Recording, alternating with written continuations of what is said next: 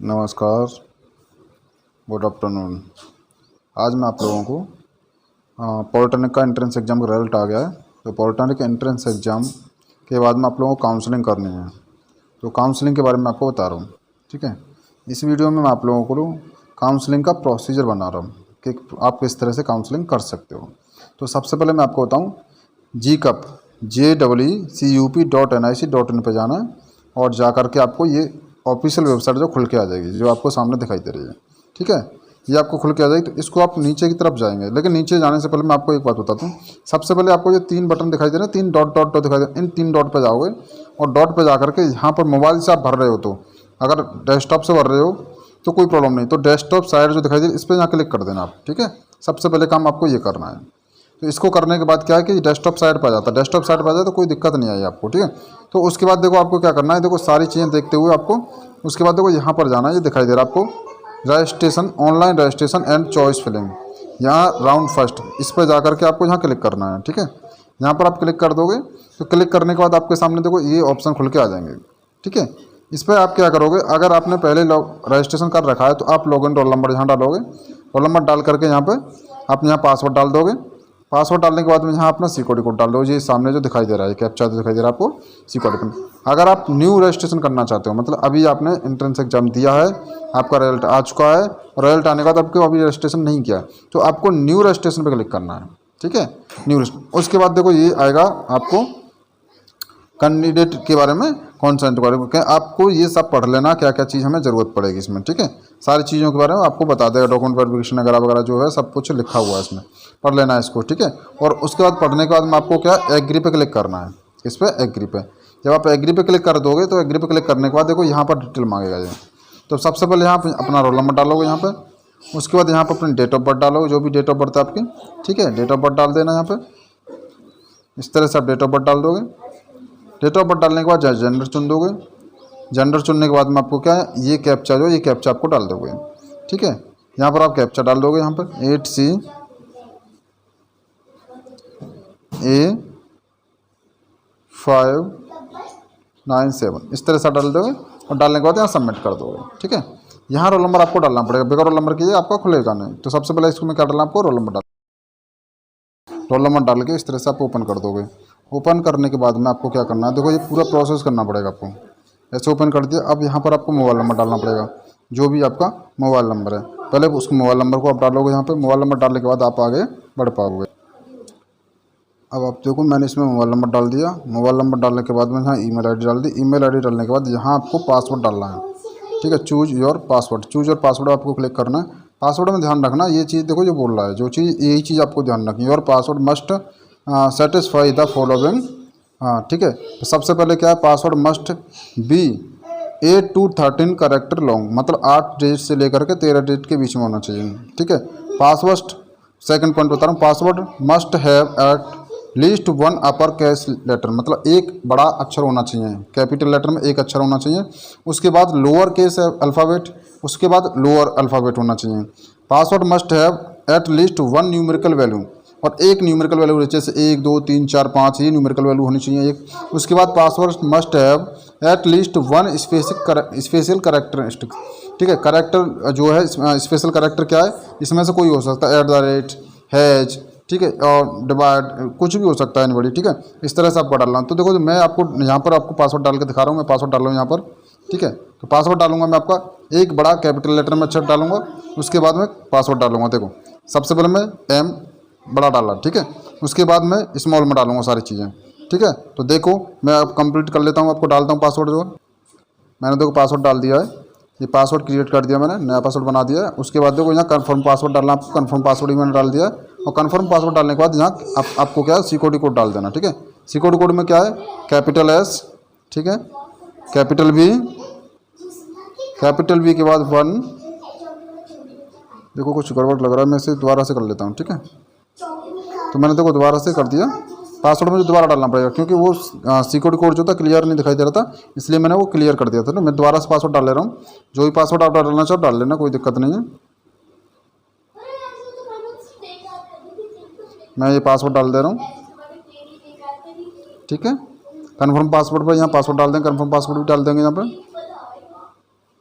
जो आपने डाला था वही पासवर्ड, कन्फर्म पासवर्ड डाल दिया। उसके बाद आप यहाँ का आपको सिक्योरिटी पिन डालना है, सिक्योरिटी कोड डाल दोगे, उसके बाद जो ओपन हो जाएगा। देखिए मैं सिक्योरिटी कोड डाल रहा हूँ आपका, सिक्योरिटी कोड ये आपको पड़ रहा है, सिक्योरिटी कोड डाल देंगे यहाँ पे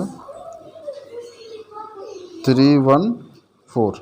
अब मैं सबमिट कर दूंगा, फाइनल सबमिट करने के बाद पूछेगा क्या सही है गलत है, आप यस कर दोगे क्योंकि आपने जो भरा है सही है बिल्कुल, ठीक है। उसके बाद देखो ईमेल आईडी यहाँ गलत हो गई, तो इसने बता दिया कि ईमेल आईडी गलत है, क्योंकि पूरी ईमेल आईडी नहीं डाली है। ईमेल आईडी पूरी डालेंगे, उसके बाद आगे बढ़ेंगे, प्रोसेस करेंगे, ठीक है। तो ये ईमेल आईडी मैंने क्लियर कर दी, और यहाँ से दोबारा से पासवर्ड, फिर तो पासवर्ड डालना पड़ेगा, तो फिर आप पासवर्ड डालेंगे। पासवर्ड डालने के बाद ही ठीक है, पासवर्ड डालना फिर यस करोगे, आप यस करोगे यहाँ से, तो इस तरह से आपका खुल के आ जाएगा, ठीक है। ठीक है, आप लोगों ने देखा इस तरह से आपका ये खुल के आ जाएगा, ये कंप्लीट हो जाएगा। रजिस्ट्रेशन जो है, रजिस्ट्रेशन होने कंप्लीट होने के बाद ये आपका कंप्लीट हो जाएगा। अब देखो इसमें आपको स्टेप करने पड़ेंगे, कुछ स्टेप हैं ये कंप्लीट करने पड़ेंगे। सबसे देखो पहला स्टेप रजिस्ट्रेशन कंप्लीट हो गया आपका, ठीक है। दूसरा स्टेप आपका जो है एप्लीकेशन फॉर्म, आपको एप्लीकेशन फॉर्म बनना है। तीसरा स्टेप कॉन्टैक्ट डिटेल, ठीक है, कॉन्टैक्ट डिटेल बननी है। फाइनल सबमिट करना आपको, ठीक है, इनकम्प्लीट है। उसके बाद पे रजिस्ट्रेशन फीस, आपको पे रजिस्ट्रेशन। अब देखो आपका रजिस्ट्रेशन कंप्लीट हो गया। रजिस्ट्रेशन कंप्लीट होने के बाद में आपको एप्लीकेशन फॉर्म बनना है। तो एप्लीकेशन फॉर्म बनने के लिए आपको एप्लीकेशन फॉर्म पर क्लिक करना है, और एप्लीकेशन फॉर्म पर क्लिक करने के बाद आपको सबसे पहले डेट ऑफ बर्थ, तो डेट ऑफ बर्थ पे आप क्लिक करोगे तो आपकी डेट ऑफ बर्थ जो पहले डाली थी वही शो होगी आपके, ठीक है। लेकिन फिर भी आप देख लेना एक बार चेक करके क्या कहीं ऐसा तो नहीं कोई गलती हो गई। तो डेट ऑफ बर्थ पर क्लिक करेंगे, और जो डेट ऑफ बर्थ है वही आपकी शो होकर आएगी, ठीक है।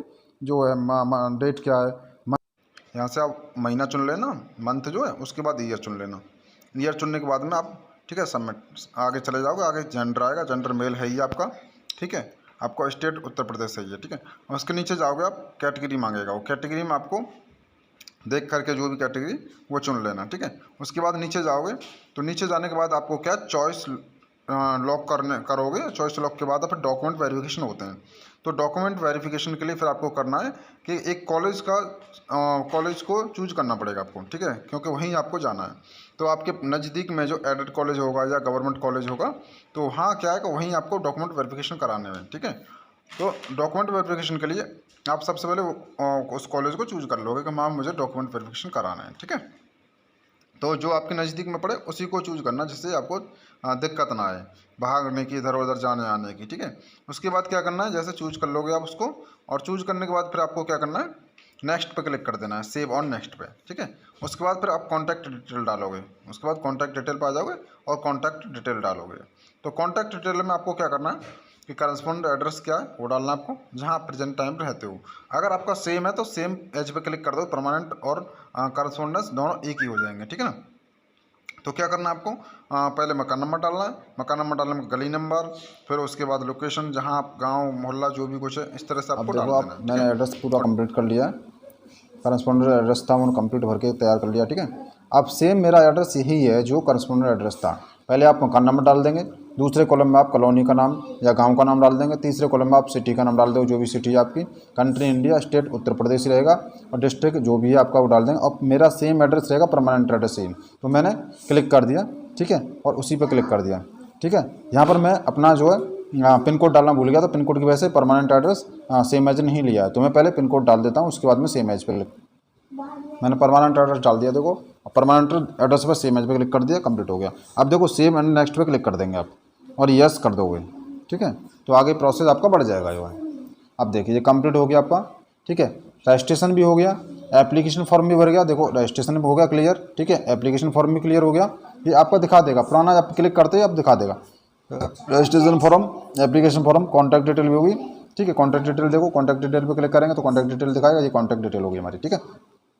अब नेक्स्ट पे जाओगे, सेव एंड नेक्स्ट पे चलोगे, तो सेव एंड नेक्स्ट पे क्लिक करते ही आपका आगे बढ़ जाएगा, जहाँ आपका प्रीव्यू दिखाएगा, ठीक है।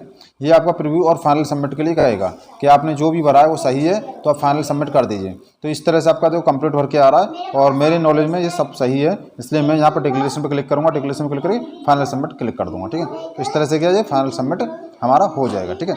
अब क्या है, अब लास्ट ऑप्शन बचा है पे फीस का, पे रजिस्ट्रेशन फीस। तो पे रजिस्ट्रेशन फीस पर आप क्लिक करोगे, और पे रजिस्ट्रेशन फीस पे क्लिक करने के बाद आगे प्रोसेस पर आप बढ़ जाओगे। पेमेंट करना पड़ेगा आपको 250 रुपये, ठीक है। ₹250 आपका रजिस्ट्रेशन का पेमेंट है, जो आप पे क्लिक कर दोगे। क्लिक करने के बाद पे फीस पे क्लिक कर दोगे, ठीक है। इस तरह से आप क्लिक कर दोगे और रजिस्ट्रेशन पे क्लिक करने के बाद देखो आपको ये 2 बैंक दे रखी हैं, ठीक है। आप इनमें से दोनों में से चूज कर सकते हो, SBI से चूज कर सकते हो या फिर ICICI बैंक से चूज कर सकते हो, जिससे आप चाहो उससे चूज कर सकते हो। मैं SBI पे क्लिक कर रहा हूँ और SBI पे क्लिक करके प्रोसेस फॉर पेमेंट के लिए क्लिक कर दिया मैंने आपको, ठीक है। तो पेमेंट फॉर इसके लिए क्लिक कर दिया, यहाँ आपका ये आ जाएगा, ठीक है। अब उसके बाद आपको क्या करना है, यहाँ पर अपना जो भी है कार्ड नंबर, आप कार्ड नंबर डाल देंगे या किसी अदर से करना चाहो ना, जैसे किसी और से करना चाहो, ठीक है, तो आप उससे भी कर सकते हो, कोई प्रॉब्लम नहीं है। मैं SBI से कार्ड नंबर से ही मांगा है, नेट बैंकिंग आपकी नहीं दी है। हाँ, ICICI बैंक से आप करते तो उसमें आपको नेट बैंकिंग वगैरह सब दिया होता। तो यहाँ मैं कार्ड नंबर डाल करके CC नंबर डाल के इनका पेमेंट कर देता हूँ, ठीक है। उसके बाद फाइनल सबमिट में आपको दिखा दूंगा कि फाइनल सबमिट होने के बाद क्या दिखाएगा। आप इसको क्योंकि छेड़ना नहीं है बीच में, आपको पेमेंट ना हो जाए उससे पहले छेड़ना नहीं है आपको, ठीक है। इस तरह से पेमेंट होने के बाद में फाइनल सबमिट में आपको प्रोसेस दिखा